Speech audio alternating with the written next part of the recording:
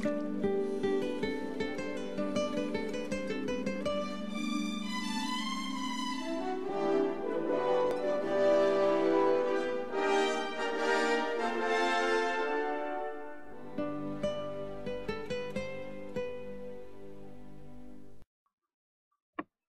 years ago, humanity underwent a great revolution. After centuries of oppression by the Church, Europe as a whole overthrew the Church and established a secular government. For the first time, there was a free society that liberated us from the boundaries of race, wealth, and most importantly, religious traditions. The darknesses that choked much of medieval Europe had finally lifted. No longer would great thinkers be tortured for teaching differently from the Bible. No longer would great scientists and philosophers be condemned by religious fanatics as being madmen. Finally, the vision of the great thinkers such as Aristotle, Socrates, and Plato became a reality. People began to research the universe, explore medicine, make discoveries. The days of sitting in a room and reading the Talmud were gone. The world had made huge leaps in civil liberties. Slavery was abolished. Women were given rights. Environmental awareness increased. Humanity made progress. So when the question of public prayer is raised, I ask, why turn the clock back? Why try to create the old world when we're not living in that old world anymore? I say, wake up and smell the coffee. We are living in the 21st century. Institutionalizing public prayers is no better than spitting in the faces of our forefathers, who gave everything so we can live this secular life.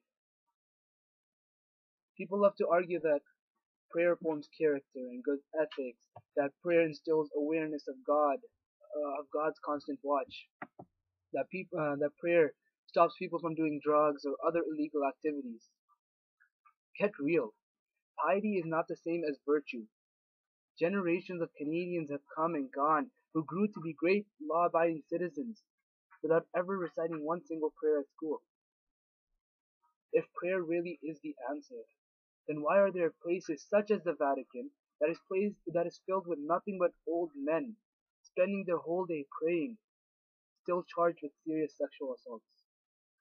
While at the same time, countries such as Japan, where no one prays at school, has the lowest crime rate of any developed country. And we also forget that some Canadians do believe in the power of prayer, while others think that nothing feels like prayer. For some, prayer makes them feel good, while others think of it as an act of cowardice in front of self-responsibility. And it is our Constitution that protects these diverse views. It is simply not right for a secular government to pick sides in these religious debates. Our Constitution protects the right to private prayer, yes, but public prayer is another issue. Well, some might ask that, what about the rights of the majority?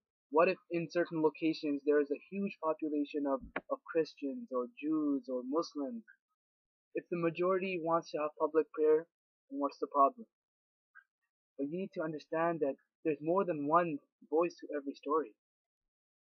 We live in a government system that is a democratic republic, in which we use the majority vote to elect representatives, to pass bills, yes, but we do not use the majority vote to decide what religion our neighbor must follow. As far as the freedoms and rights are concerned for the majority is free to worship at home. They are free to worship in places designated for worship, and not to forget the 16 hours that students are home anyways. And as for the few that have certain time slots, a certain schedule in which they have to pray, well, private prayer is always an option. Institutionalizing public prayers will do nothing but compromise the rights of others. And it's dishonest to say that public prayers are voluntary, especially prayers that are student initiated, because no doubt student initiated prayers lead to more conflicts among the students. A dichotomy is born between students who go to prayer and students that don't. The students who do go to prayer look down upon the ones who do not attend the prayer, and this creates a type of peer pressure among the students, removing the voluntary aspect of the public prayer. Understand that schools are meant to create healthy bonds between students, not to institutionally create religious bullies. I want to end with this thought. Prayer is a sacred activity. It is an intimate connection between us and God, and mindlessly enforcing this public prayer into a high school environment is both ethically and religiously wrong. In the Gospel of Matthew, chapter 6, verse 5, Jesus says, "But thou, when thou prayest, enter to thy closet, and when thou hast shut thy door, pray to thy Father, which is in secret."